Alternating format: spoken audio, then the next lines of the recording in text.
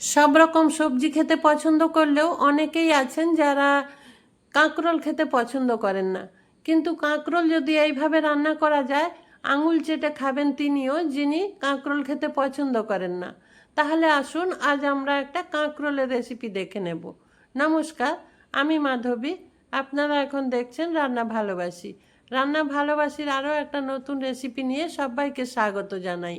আজ আমাদের রেসিপিতে থাকছে সুন্দর একটা নতুনভাবে কাঁকরোলের রেসিপি। এই কাঁকরোলের রেসিপি রান্না করার জন্য এখানে আমি 4টে কাঁকরোল নিয়েছি, যেটা ভালো করে ধুয়ে পরিষ্কার করে নিয়েছি। পরিষ্কার করে নেওয়ার পর এখন এটা একটা কার্ডবোর্ডে নিয়েছি, কেটে নিতে হবে। দেখুন আমি যেভাবে কাটছি এইভাবে কাঁকরোলটা কেটে নিতে হবে, একটু পাতলা পাতলা করে এটা কেটে নেবেন। তারপর সেটা আমরা রান্না করব। তার আগে বলে দিই যে বাজারে এখন অনেক টাটকা টাটকা কাঁকরোল পাওয়া যায়। যারা খেতে পছন্দ করেন না তাদের জন্য এইভাবে রান্না করে দেবেন, দেখবেন ঠিক খাচ্ছে, আঙুল চেটে খেয়ে নেবে। আর এইভাবে পাতলা পাতলা করে কাটার আগে ভালো করে ধুয়ে পরিষ্কার করে নেবেন। সবগুলো কেটে নিয়েছি। এখন একটা পাত্রের মধ্যে এই কাঁকরোলগুলো আমাকে তুলে নিতে হবে। তুলে নিচ্ছি। তুলে নেওয়ার পর এখানে নুন আর হলুদ দিয়ে কাঁকরোলগুলো ভালো করে মেখে নেব। আপনারা যারা আমার ভিডিও দেখতে শুরু করেছেন, এখনও পর্যন্ত একটা লাইক দিতে ভুলে গেছেন, তাদেরকে বলছি একটা লাইক দিয়ে ভিডিওটা কন্টিনিউ করুন। এখানে কাঁকরোলের মধ্যে আমি হলুদ দিয়ে দিলাম। এখন দিয়ে দেব প্রয়োজন মতো নুন। নুন আর হলুদ দিয়ে খুব ভালো করে এটা মেখে নিতে হবে। এটা খুব ভালো করে মিশিয়ে নেবেন, যেন প্রত্যেকটা কাঁকরোলের গায়ে এই নুন আর হলুদ ভালোভাবে মিশে যায়। দেখুন এইভাবে একটু সময় নিয়ে প্রত্যেকটা কাঁকরোল ভালো করে নুন হলুদের সাথে মিশিয়ে নেবেন। নুন হলুদ ভালো করে মেখে নেওয়ার পর এটা কিছুক্ষণের জন্য রেস্টে রেখে দেব। খুব বেশি না, 10 মিনিটের জন্য রেস্টে রেখে দেব।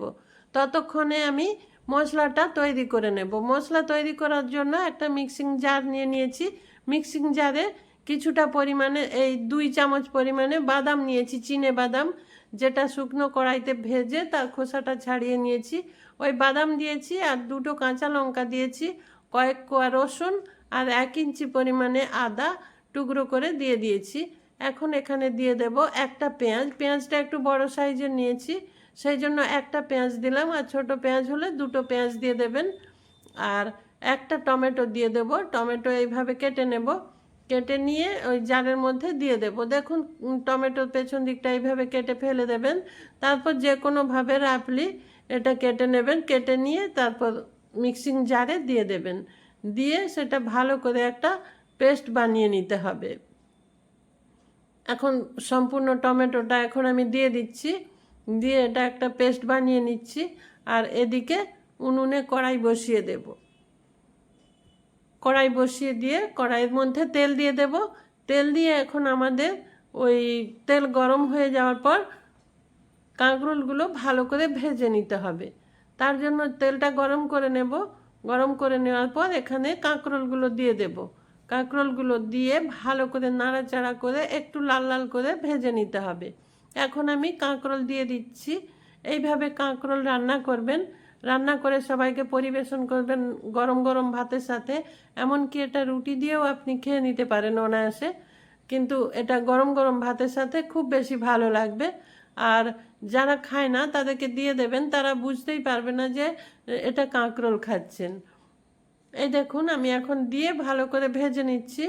একটু মিডিয়াম ফ্লেমে দিয়ে একটু সময় নিয়ে এটা লাল লাল করে এইভাবে ভেজে নিতে হবে। ভেজে নেওয়ার পর এখানে আমি রান্না করব।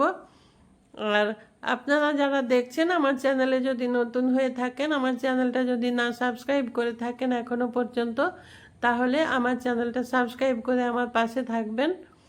আর আমার এই নিত্য নতুন রেসিপি দেখার জন্য পাশে থাকা বেল আইকনটা অবশ্যই প্রেস করে দেবেন, তাতে আমার রেসিপিগুলো নোটিফিকেশান আপনি পেয়ে যাবেন।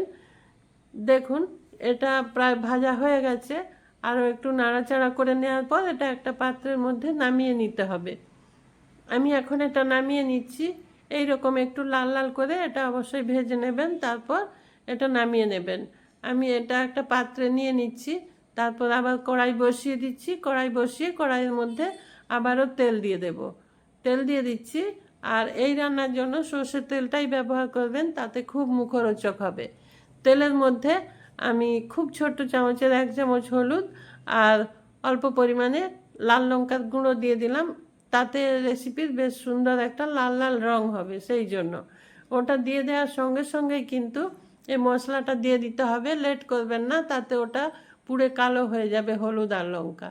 দেওয়ার পরে এই যে বেটে রাখা মশলাটা, যেটা মিক্সার গ্রাইন্ডারে আমি দিয়েছিলাম, আদা, টমেটো, কাঁচা লঙ্কা, রসুন, বাদাম, সেই পেস্ট এই মধ্যে তেলের মধ্যে দিয়ে দিলাম। দিয়ে একটু ভালো করে কষিয়ে নেব। আর মিক্সির জার ধোয়া একটু জল দিয়ে দেব। জল দিয়ে এটা খুব ভালো করে কষিয়ে নিতে হবে। এই মশলা কষানোর কাছেই কিন্তু এই রেসিপির স্বাদ। খুব সুন্দর স্বাদের একটা কাঁকরোলের রেসিপি। এটা আপনারা একবার ট্রাই করবেন, আর ভালো লাগলে অবশ্যই আমাকে কমেন্ট করে জানাবেন, আর বন্ধুদের সাথে শেয়ার করবেন। লাইক তো অবশ্যই একটা করে দেবেন। এই দেখুন মশলাটা সুন্দর করে কষিয়ে নিয়েছি, মশলার কালার চেঞ্জ হয়ে গেছে। এখন ওই ভেজে রাখা কাঁকরোলগুলো মশলার মধ্যে দিয়ে দেব। দিয়ে খুব ভালো করে মিশিয়ে নিতে হবে। মিশিয়ে নেওয়ার পর জল দিয়ে দিতে হবে। জল খুব বেশি পরিমাণে দেবেন না, এখানে ভাজার সময় কাঁকরোল প্রায় সেদ্ধ হয়ে গেছে, সেই জন্য অল্প পরিমাণে জল দেব। আর এখানে খুব বেশি গ্রেভি থাকবে না, একটু ঘন গ্রেভি হবে, সেই জন্য জলটা একটু কমই দেব। আর এটা কষানোর সময় আমি নুন দিয়ে দিয়েছিলাম, সেটা আমার ক্যামেরাটা অফ হয়ে গেছিলো, সেই জন্য নুনটা দেখানো গেল না। নুন দিয়ে দিয়েছি আর অল্প একটু চিনি দিয়েছিলাম, সামান্য পরিমাণে চিনি দিয়েছিলাম, সেটা দেখাতে পারিনি, সরি। তারপরে আবারও একটু জল দিয়ে দিলাম। জল দিয়ে এটা একটু ঢেকে রান্না করে নেব। এই 5 মিনিট মতো রান্না করলেই রেসিপি কমপ্লিট হয়ে যাবে। এখন আমি ঢেকে দিচ্ছি, ঢেকে রান্না করে নিচ্ছি। 5 মিনিট পর ঢাকা খুলে দেখব। দেখুন কত সুন্দর দেখতে হয়েছে, যেমন দেখতে হবে আর খুব সুন্দর টেস্টি হবে। এইভাবে রান্নাটা কমপ্লিট করে নেবেন, দিয়ে তারপর গরম গরম ভাতের সঙ্গে পরিবেশন করবেন। আপনারা যারা আমার সঙ্গে এতক্ষণ ছিলেন, সবাইকে আমার অসংখ্য ধন্যবাদ এইভাবে আমার পাশে থাকার জন্য। আমার রেসিপি যদি আপনাদের ভালো লেগে থাকে তাহলে বন্ধুদের সাথে শেয়ার করবেন, আর লাইক, কমেন্ট, আর অবশ্যই চ্যানেলটা সাবস্ক্রাইব করে আমার পাশে থাকবেন। এই যে দেখুন এখন আমি পরিবেশন করে দেব। কত সুন্দর দেখতে হয়েছে, দেখতেও যত সুন্দর হয়েছে খেতেও তত সুন্দর হবে। একবার এইভাবে ট্রাই করবেন। আর আবারও বলছি, যদি ভালো লাগে কমেন্টে আমাকে জানাবেন। ভালো থাকবেন সবাই, সুস্থ থাকবেন। নমস্কার।